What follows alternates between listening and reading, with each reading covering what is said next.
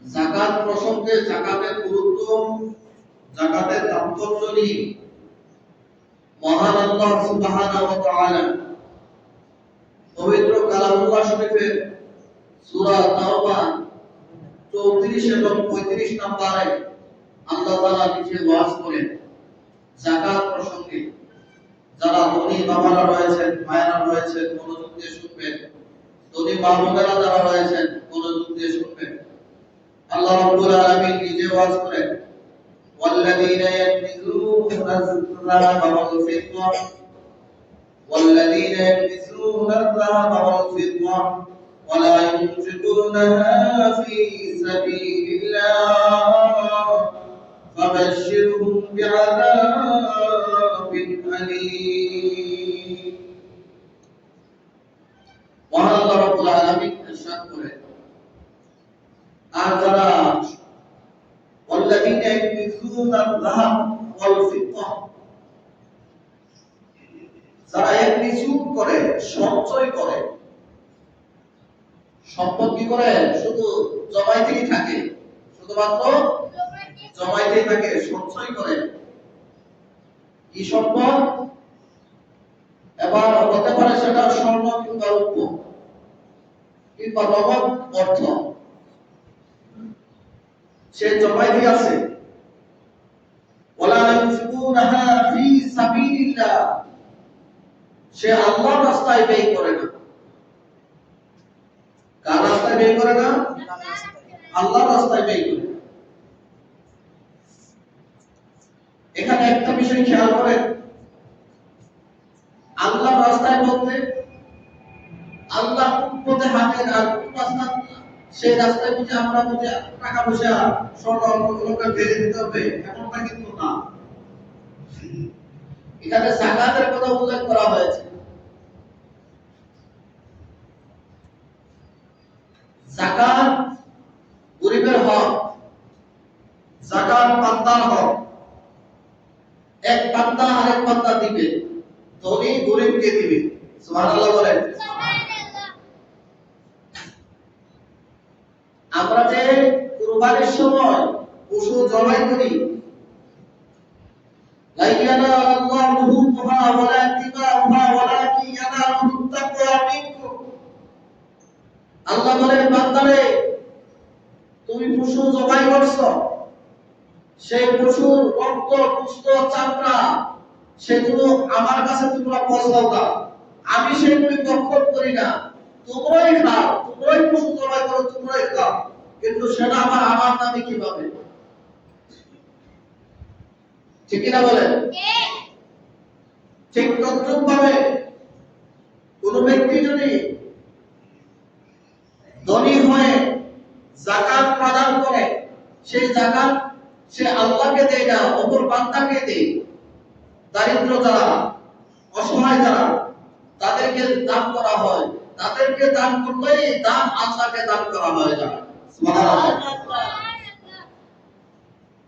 কোন ব্যক্তি যদি স্বর্ণ অথবা ধন সম্পদ শুধুমাত্র অর্জন করলো, সঞ্চয় করলো, সে বছরের পর বছর, বছরের পর বছর সে কি করলো? ভেবে সে গুছায় রাখলো, কিন্তু কি করলো না? ওয়ালা ইউনফিকুনাহা ফী সাবিলিল্লাহ, আল্লাহর রাস্তায় সে ব্যয় করলো না।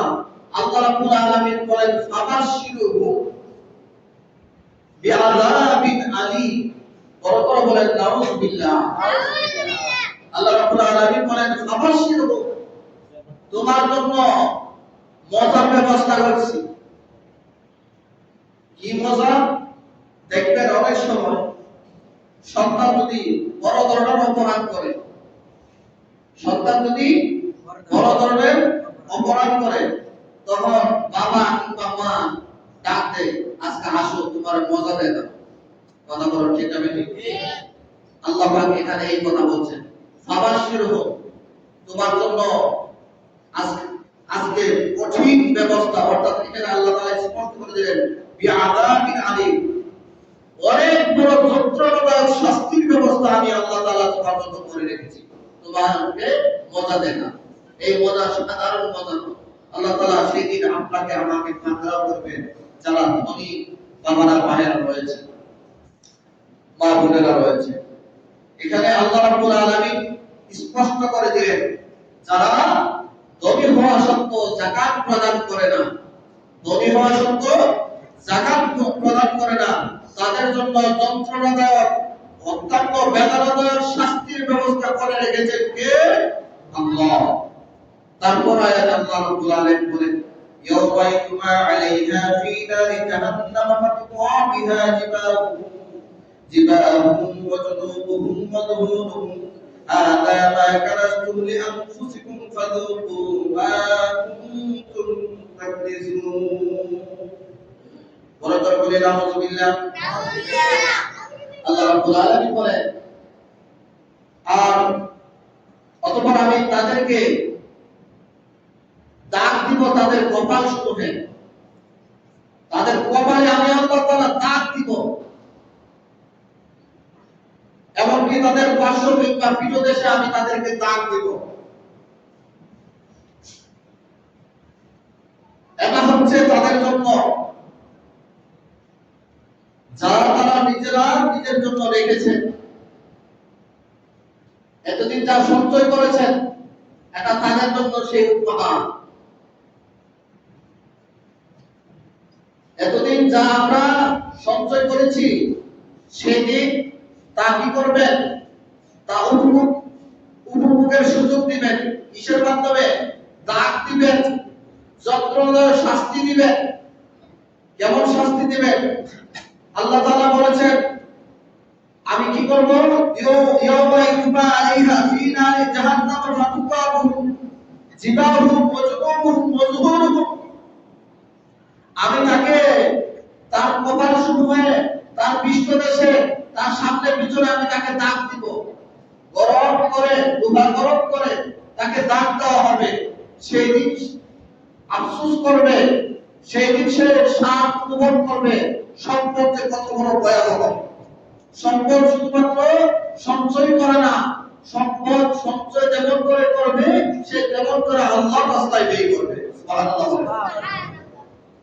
যদি সে আল্লাহর রাস্তায় ব্যয় না করে, তাহলে তার জন্য যন্ত্রণার শাস্তির ব্যবস্থা করে রেখেছেন কে? আল্লাহ। আমাদের সমাজে এমন কিছু ধনী মানুষ রয়েছে, যাকাতকে জরিমানা মনে করে। অনেকে যাকাত দেয় না, যাকাতকে কি মনে করে? জরিমানা মনে করে। এত টাকা যাকাত, মৌলবীরা বললেই হইল যাকাত। এটা মৌলবীদের কথা না, এটা কার কথা? আল্লাহর কথা। আবার কিছু মানুষ যাকাত দেয় এমন ভাবে, সেটা হয় ভিন্ন ভিন্ন হাতে, এটা যাকাত আদায় হয় না, যাকাতের হক আদায় হয় না। আপনি একটা গরিব মানুষ, গরিবের হক কি? এটা যাকাত প্রদান করা মানে নগদ অর্থ প্রদান করা। সুবহানাল্লাহ বলেন। যাকাত মানে কি? নগদ অর্থ প্রদান করা। আর আপনি দিচ্ছেন কি? তাকে একটা লুঙ্গি দিচ্ছেন, তাকে স্বাবলম্বী করার জন্য নগদ কিছু অর্থ দেওয়া। এটা হচ্ছে যাকাতের পদ্ধতি। এটা হচ্ছে যাকাতের পদ্ধতি। সেই পদ্ধতি কোরআনের পদ্ধতি, হাদিসের পদ্ধতি বাদ দিয়া নিজেরা একটা পদ্ধতি বানাইলাম। মানে কি বড়তা সাজদান, কি বড় সাজদান। আবার যে পরিমাণ যাকাত আসছে সেটা দিলাম না, সেখান থেকে কিছু অংশ নিয়ে আমি কি করলাম? কয়েকটা কম দামি লুঙ্গি কিংবা শাড়ি কিনে কয়েকজনকে জমায়েত করলাম, ওরা এটাকে ছড়িয়ে ছিটিয়ে দিলাম। আর প্রচার করলাম, অনলাইনে অফলাইনে প্রচার প্রসার করলাম যে যাকাত সব যাকাত দিচ্ছে, এবং সরে যাকাত দিচ্ছে। এটা যাকাত নয়, এগুলি বদনামি, এগুলি যাকাত নয়, এগুলি দ্বারা যাকাত হয় না। এগুলি যাকাত পূর্ণতা হয় না। যাকাত হচ্ছে নগদ প্রদান করা, নগদ অর্থ প্রদান করা। যদি আপনার বংশের একটি গরিব অসহায় মানুষ থাকে, আপনার মনে করেন যাকাতের কি আসছে 50,000, আপনার যাকাত আসছে কত? 50,000। আপনার রক্তের মানুষ, বংশের মানুষ, রেহেবের মানুষ, সে গরিব অসহায়, তাকে এই নগদ 50,000 টাকা দিয়ে দিবেন, কিংবা তাকে একটা গরু কিনে দিবেন। কথার কথা, এটা এক বছর যদি সে এটাকে ইয়ে করে, তাহলে কি তার বছর শেষে তার একটা পরিবর্তন আসবে না? কথা বলেন, আসবে কিনা? আগামী বছর তাকে আর মুক্তি দেওয়ার প্রয়োজন নাই, তাকে আর শাড়ি দেওয়ার প্রয়োজন নাই, তাকে আর কিছু দেওয়া লাগবে না, সেটার দ্বারা তার পরিবর্তন আসবে। এইভাবে করে করে যদি মানুষ যদি যাকাত প্রদান করে, তাহলে আপনার আমার সমাজে আর গরিব থাকবে না। কথা বলে ঠিক না বেশি? আমরা কি করছি? সামান্য কিছু কাপড় আর চিরা মুড়ি আর এগুলো বিতরণের মাধ্যমে মনে করছে যাকাত। না, এগুলি যাকাত নয়, এগুলি হাদিয়া তোহফা। ধনীরা এমনি গরিবকে দান করে, দানের মধ্যে অনেক কল্যাণ রয়েছে, এগুলো যাকাত নয়। সম্মানিত হাজির, আল্লাহ রাব্বুল আলামিন এই আয়াতে কারিমা স্পষ্ট করে দিলেন, ধনীদের জন্য ফরজ। কোন ব্যক্তি যদি যাকাত অস্বীকার করে সে কাফের হবে। কোন ব্যক্তি যদি যাকাত অস্বীকার করে সে কি হবে? কাফের হবে। আর কোন ব্যক্তি যদি যাকাত না দেয় সে শাস্তিযোগ্য অপরাধী, সে জাহান্নামী। জাহান্নামে তাকে যন্ত্রণা দেওয়ার শাস্তি দিবেন কে? মহান আল্লাহ রাব্বুল আলামিন। এতে এই আলোচনা থেকে আমরা যতটুকু বুঝতে পারলাম, আল্লাহ তাআলা আমাদের সকলকে, আমরা যারা ধনী মানুষ, যথাযথভাবে যেন আমরা যাকাত প্রদান করি। আল্লাহ তাআলা আমাদের সকলকে তৌফিক দান করুন। সকলে বলে আমিন। আপনাদেরকে